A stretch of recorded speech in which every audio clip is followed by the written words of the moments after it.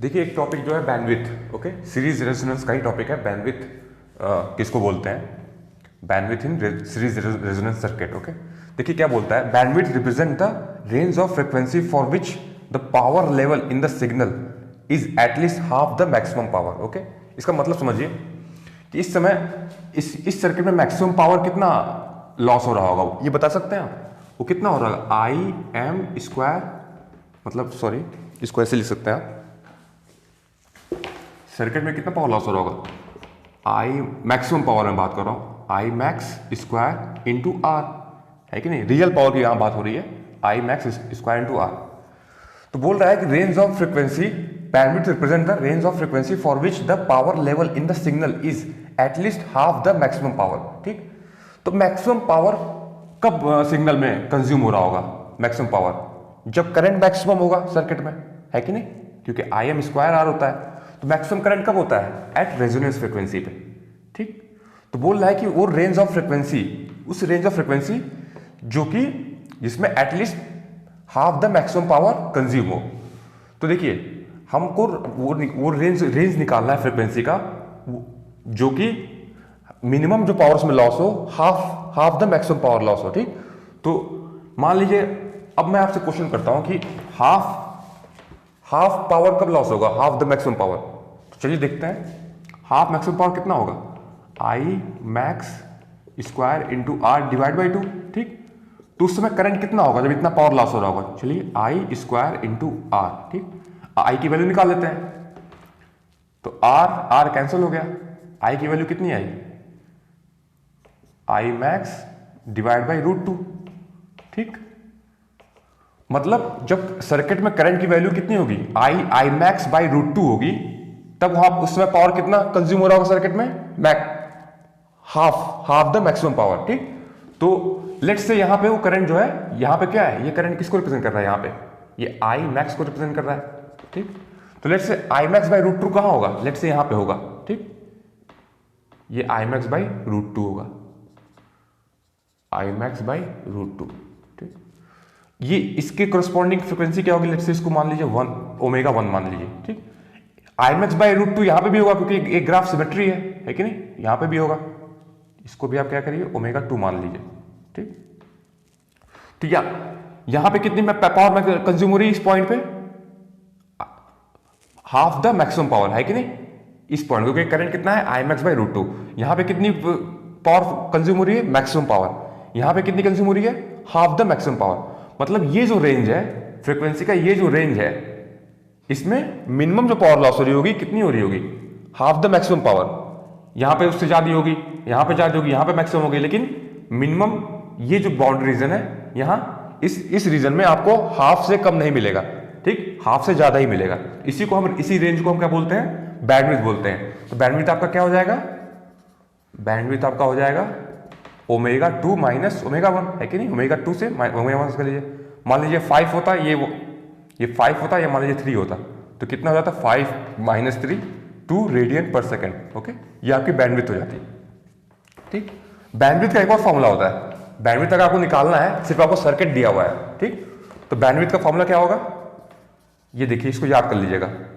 Bandwidth का एक और फॉर्मूला होता है सीरीज रेजोनेंस में स्पेशली, होता है R बाई L। ठीक, ये R क्या है? सर्किट का रेजिस्टेंस है, और L जो है इंडक्टेंस है। ठीक, सर्किट का। इसका डेरिवेशन इंपॉर्टेंट नहीं है, तो मैं आपको करा देता। जो चीज इंपॉर्टेंट होगा मैं आपको बिना कहे करवा दिया करूंगा। ओके, चलिए बैंडविड्थ आपको पता चल गया। और ठीक, अब एक टर्म और आता है क्वालिटी फैक्टर। ठीक, क्वालिटी फैक्टर में एक टर्म आता है, वो क्या है समझते हैं। सबसे पहले क्वालिटी फैक्टर को समझने के लिए एक चीज मैं आपको बोलना चाहूंगा। जैसे रेडियो है, ठीक, हमारे पास कोई रेडियो है एक, ठीक ठीक ना, ये बटन है। हम लोग को जब कोई FM में सुनते हैं तो किसी पर्टिकुलर फ्रिक्वेंसी पे सेट करते हैं, है कि नहीं? तो जो खराब रेडियो होता है उसमें जब हम लोग चैनल को सेट करते हैं तो उसमें कई सारी आवाज आती है, दूसरे चैनल की भी आवाज आती है, तो उस रेडियो को खराब रेडियो बोलते हैं। हम ये भी बोलते हैं कि उसका क्वालिटी फैक्टर खराब है, डाउन है, लो है। ठीक, उसका क्वालिटी फैक्टर जो है लो है। जिस रेडियो का क्वालिटी फैक्टर हाई होता है तो आप वो बहुत ही क्लियर आवाज देता है। ठीक, मतलब जिस आपने 93 5 फ्रिक्वेंसी पे आपने सेट किया तो आपको सिर्फ उसी चैनल की आवाज आएगी, तो हम ये बोलेंगे कि उसका क्वालिटी फैक्टर हाई है। ठीक, तो देखिए आपको मैं अभी इस डायग्राम समझाता हूं। देखिए तीन सर्किट है। ठीक, एक सर्किट ये है, ठीक, एक सर्किट ये है, एक सर्किट ये है। ठीक, ये 3 अलग अलग रेजोनेंट सर्किट का है। ठीक, ठीक, ये ओमेगा आर ये है, ये ओमेगा आर ये है। देखिए आपको अच्छे समझ में आ जाएगा बैंड क्वालिटी फैक्टर क्या है। अब मैं आपसे पूछूं कि इन तीनों सर्किट में ये मान लीजिए ओमेगा 1, इस फ्रीक्वेंसी को जो मैं आपने बताया था, मैं आपको जहां जिस फ्रीक्वेंसी पे current I max by root 2 होता है, इस फ्रीक्वेंसी को हम कॉर्नर फ्रीक्वेंसी बोलते हैं। ठीक, बैंडविड्थ हमारा क्या आया था? बैंडविड्थ हमारा आया था ओमेगा 2 माइनस ओमेगा 1। इसकी वैल्यू क्या होती है? आर बाई एल होती है। ठीक, तो ये इन दोनों फ्रीक्वेंसी को हम कॉर्नर फ्रीक्वेंसी बोलते हैं। एक रिलेशन और होता है, ये ओमेगा आर है। ओके, एक रिलेशन और होता है, omega R is equals to omega 1 into omega 2। ठीक, अगर आप कॉर्नर फ्रीक्वेंसी को मल्टीप्लाई कर देंगे तो ये रेजोनेंट फ्रीक्वेंसी आपकी आ जाती है। ये भी एक रिलेशन है। ठीक, इसे फॉर्मूले आपको याद करने हैं। ठीक, हाँ, तो मैं क्या बात कर रहा था? क्वालिटी फैक्टर के बारे में। ठीक, क्वालिटी फैक्टर के बारे में मैं आपसे पूछूं कि इन तीनों सर्किट में बैंडविड्थ सबसे ज्यादा किसका होगा? बताइए।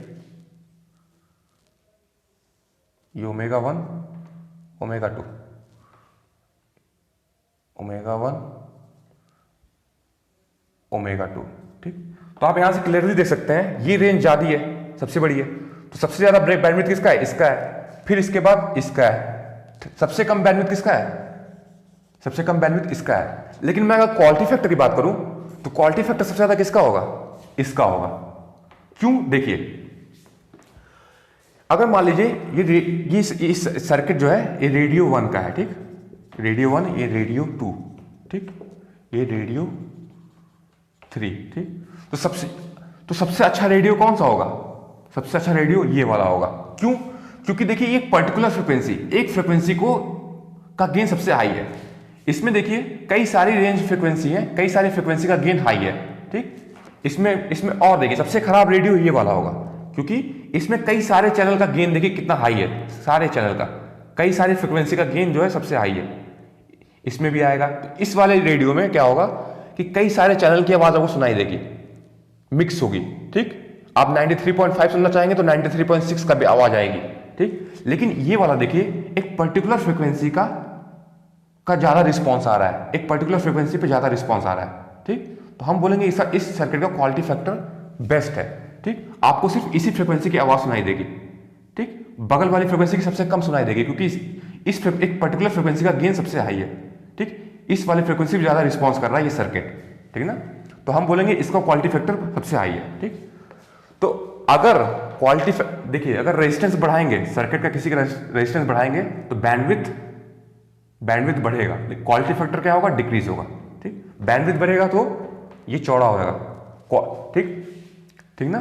तो एक रिलेशन और आता है, bandwidth is equals to omega naught by quality factor. Quality factor को हम क्यू से डिनोट करते हैं। ठीक, तो देखिए क्वालिटी फैक्टर ज्यादा होगा तो बैंडविड्थ कम होगा। ठीक, अगर ऐसे भी आप कर सकते हैं ओमेगा नॉट बाई बैंडविड्थ। ठीक, बैंडविड्थ जितना ज्यादा होगा क्वालिटी फैक्टर उतना कम होगा। ठीक, बैंडविड्थ ज्यादा होगा तो क्वालिटी फैक्टर डाउन हो जाएगा। आपको समझ में आ गया होगा। अब देखिए क्वालिटी फैक्टर का भी फॉर्मूला होता है, ये सब आपको फॉर्मूले याद करने हैं। मान लीजिए आपको सर्किट दिया हुआ है इस तरह का, आपको इस तरह के सर्किट दिए हुए हैं, RLC की वैल्यू दी हुई है, तो आपको पूछे क्वालिटी फैक्टर बताओ इस सर्किट का, आप तो ये बता देंगे बैंडविड्थ R बाई L। ठीक, क्वालिटी फैक्टर क्या होगा? Omega naught L by R। Quality factor at resonance, इसलिए मैंने ओमेगा R ले लिया। ठीक, ठीक ना। ये ओमेगा RL क्या है बता सकते हैं आप? ये क्या है? इंपिडेंस ऑफ इंडक्टेंस है कि नहीं? ओमेगा L होता है तो XL बाई R लिख सकते हैं कि नहीं? इसी को ये भी आप लिख सकते हैं XC बाई R भी लिख सकते हैं। तो कई सारे फॉर्मूले, सिर्फ आपको एक याद करिएगा, omega L by R। Okay, तो XC क्या होगा? XC का इंपिडेंस क्या होता है? XC इज इक्वल्स टू क्या होता है? 1 बाई ओमेगा C होता है, तो डाल दीजिए 1 बाई ओमेगा C R। ठीक, यहीं से XC का वैल्यू क्या होता है 1/ωc, हमने डाल दिया, R हो गया। तो कई फॉर्मूले बन सकते हैं, ωL/R हो सकता है, 1/ωc/R हो सकता है। अगर आप मान लीजिए ये क्या है ωRL/R है, ठीक। अगर मान लीजिए आपने ऊपर नीचे करंट से मल्टीप्लाई कर दिया, सीरीज में करंट सेम होता है, इसमें भी करंट सेम, एक सेम करंट फ्लो करते हैं तीनों एलिमेंट्स में। तो आप मान लीजिए करंट आपने दोनों में मल्टीप्लाई कर दिया, ठीक। I इंटू ωRL क्या हो जाएगा VL हो जाएगा, है कि नहीं। I इंटू R क्या हो जाएगा VR हो जाएगा, है कि नहीं।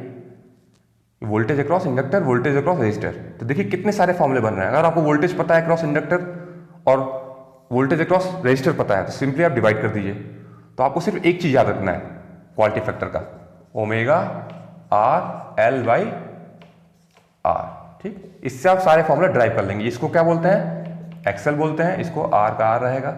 या आप ये भी कर सकते हैं XC/R। XC आपको पता है क्या होता है 1/ωc/R, आप ड्राइव कर सकते हैं। बस एक आप याद रखिएगा ωL/R, ठीक। इसको आप ये भी लिख सकते हैं VC/VR, ठीक, सेम। चलिए नेक्स्ट लेक्चर में हम लोग न्यूमेरिकल्स भी करेंगे, ठीक है। तो आपको एक बात क्या समझ में आई कि बैंडविड्थ ज्यादा होगा तो क्वालिटी फैक्टर कम होगा, ठीक। रेजिस्टेंस आप बढ़ाएंगे तो बैंडविड्थ बढ़ता है, क्वालिटी फैक्टर डाउन होता है, ठीक। चलिए, थैंक यू।